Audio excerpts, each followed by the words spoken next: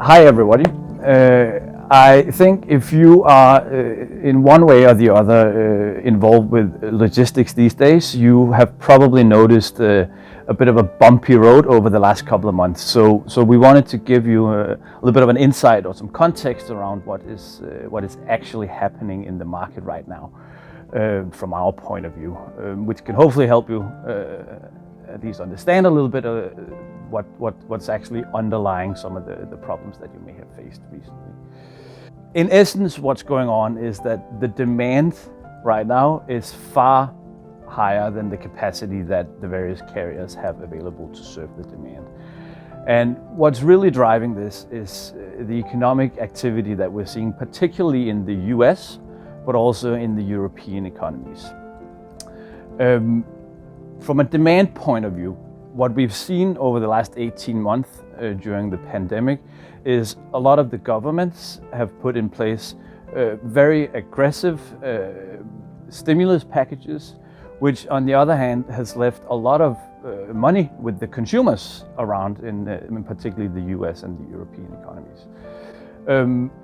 What this means is that the consumers right now actually have a lot more money to spend than what they initially expected when the pandemic hit. And given that no one can travel, many places you can't even go out for restaurants, we're all sitting at home and we're buying garden furniture, we're renovating a house, and we're buying electronics, basically all goods that needs to be transported. While it's good on one hand that the economies are bouncing back very, very fast, it does complicate a few things in the global supply chains. One of the metrics that we look at is what we call an inventory to sales ratio, and specifically in the US, that is right now at record low levels. In March, the Fed released the latest numbers, and we're now hitting a number called 1.23, which is basically the lowest inventory to sales ratio we've seen since 1992 when we started tracking this.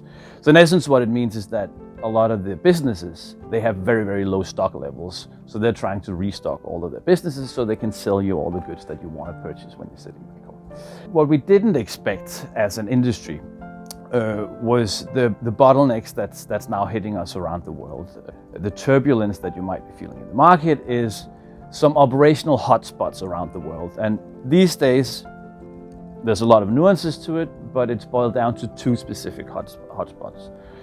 The US West Coast, particularly Long Beach, where the port is under a lot of pressure. We're seeing long waiting times for vessels to come in with cargo, where vessels have to wait up to 10 days to be able to berth. The other hotspot we have is right now evolving in South China, in the port of Yantian, where because of a local outbreak, the port has had to really reduce the manpower they put on the terminal, and that's in effect decreasing the so-called productivity levels at the ports, which in effect is causing a lot of waiting times outside of the ports. What this actually means is the global network of container vessels are facing a lot of delays as a consequence of that. Some analysts are estimating that around 8 to 10% of the global capacity, vessel capacity around the world is right now absorbed by delays.